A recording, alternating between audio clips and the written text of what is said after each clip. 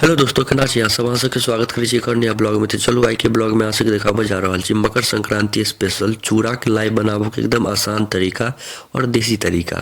तो देखियो, सबसे पहले चूड़ा के बढ़िया से भूज लेब, ओइके बाद ई गुड़ के पाक बना लेब।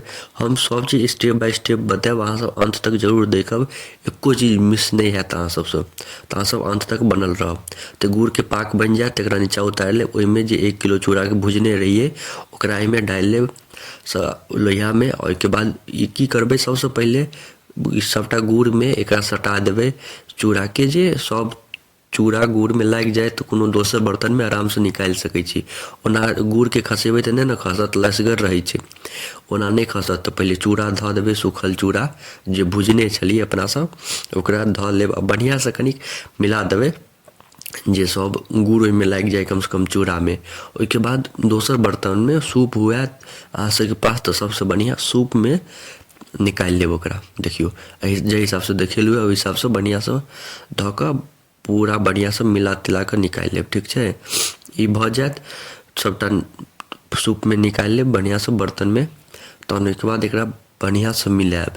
ठीक छै, देखू अहाँके ओहो सब देखाबै छी केना मिलाएल जेतै से।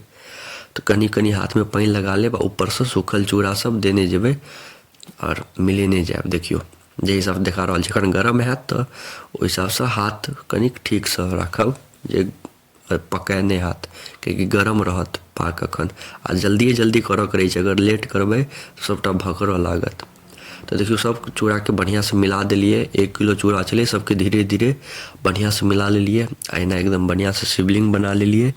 आब एकरा लाई बनेबे, लाई के शेप देबे। देखियो देखाबै छी केना बनतै से। दुनू हाथ में मुट्ठी में लेबक छै, एना गोल गोल छोटे छोट बनाएब जे खाए में नीक लागत। देखियो कते मस्त बन रहल छै, कते गजब के छै। एनाही कऽ कऽ लाई बनाबैत जाएब। हमरा सबके एम्हर लाई कहै छै, लाइयो ने हर जगह कहै छै। तो एहने शेप में गोल गोल छोटे छोट बनाएब जे खाए में नीक लागत। देखियो एगो भकर रहल छै, तकरा सूप के हिलेबै ना तो भकरनाइ बंद भऽ जाएत। देखियो एगो टूटि गेलै तो बंद जाएत ना, तो सूप के हिलाबैत जेबै जैसे टूटे नहीं, टूटत नहीं। सूप नहीं हिलेबै तहन तो मतलब जे बर्तन में रखबै ना ओकरा हिलाएल जाइ छै तो टूटै नहीं छै। नहीं हिलेबै तो टूटऽ लागत। तो से अपन ध्यान करब, नहीं तो ऊपर से सूखल चूड़ा से ओ खसा सकै छी, ओइसे नहीं टूटै छै। तो देखियो इहे हिसाब से बढ़िया से बना लेब। अब अहाँ सबके बताबै छी स्टेप बाय स्टेप केना बनाएल जेतै।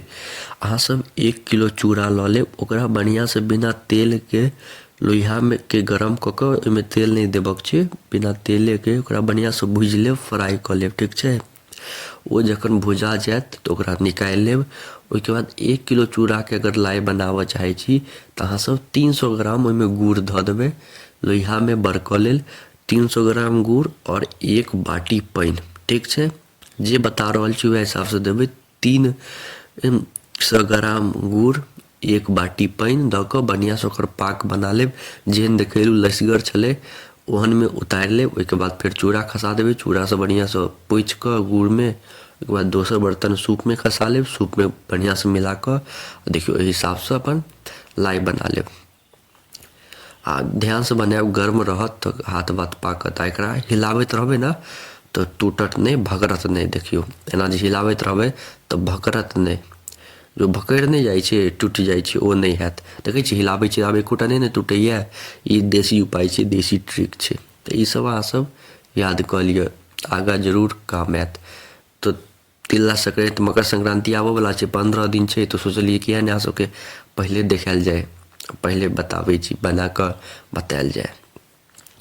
तो बताएब अहाँ सबके केहन लागल, और घर पे एक बेर जरूर ट्राई करब। देखियो पूरा बन गेलै चूड़ा के लाई। ई एखन अपना सबके खाए लेल ताबत लेली, बना लेलिए जे ओहि समय में अब एखन टाइम छै, मोन भेलै खाए के तो बना लेलिए। आराम से खेबै बैस कऽ, अपन रोज साँझ के चलते। तो अहाँ सबके केहन लागल जरूर बताएब। अहाँ सब घर पर एक बेर न एक बेर जरूर ट्राई करब। मकर संक्रांति आबऽ वाला या तिला संक्रांति, तो ओहिमे जरूर बनाएब आ बताएब। और तिलुओ सब बना देब, और मुरही के लाई सेहो बनाएब। अहाँ सब कते देर तक देखऽ के लिए धन्यवाद। नीक लागत तो लाइक कमेंट शेयर सब्सक्राइब जरूर करब। मिलै छी अगला नेक्स्ट ब्लॉग में।